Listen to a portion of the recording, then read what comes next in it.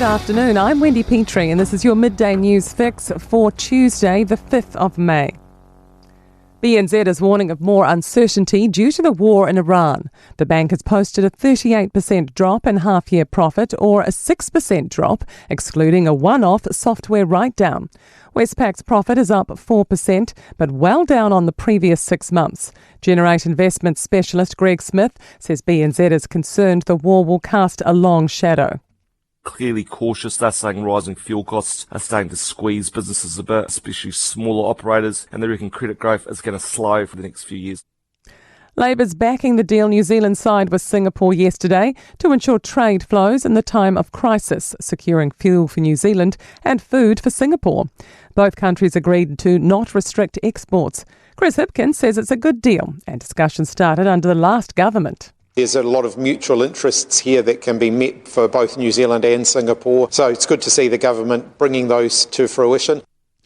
Donald Trump's administration could be making a long-term bet on the war in Iran before the midterm elections. President's disapproval rating has hit a record 62% in a Washington Post ABC News Ipsos poll. Opinions have been souring on Trump's handling of the war, the economy and the cost of living. But Republican strategist John Jordan says more than 70% of Americans think Iran must be stopped from having nuclear weapons. If he's able to have the soft landing here with the Straits of Hormuz, energy prices coming down, the American economy is otherwise very, very strong. There's really quite a story there once you get energy prices down. Principals warn they're wasting precious school resources and funding as they field multiple vexatious Official Information Act requests.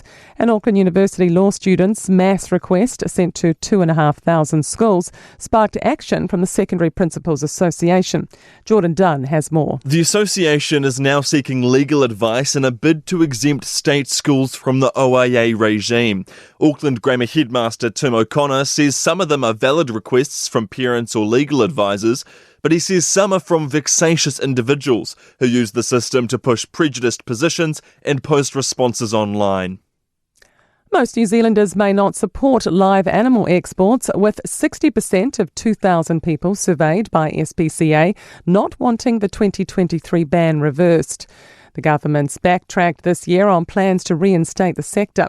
SPCA Senior Scientific Officer Marie Makinich says animal welfare was top of mind. So there was quite a low level of trust that live exports were well regulated and that the government could guarantee a good outcome for these animals. To sport, and Don Tricker will return to New Zealand Rugby as the high performance director from November. 22-year-old Wu Yitsu has become the second youngest snooker world champion, beating Shaun Murphy 18-17 in the best of 35 frame final at Sheffield's Crucible Theatre. That's the fourth time the decider has gone the distance.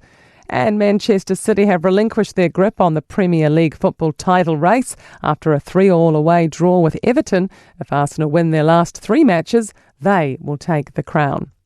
I'm Wendy Petrie. That's your latest news fix. We'll be back with the next update at 5 p.m. from the Newstalk ZB newsroom.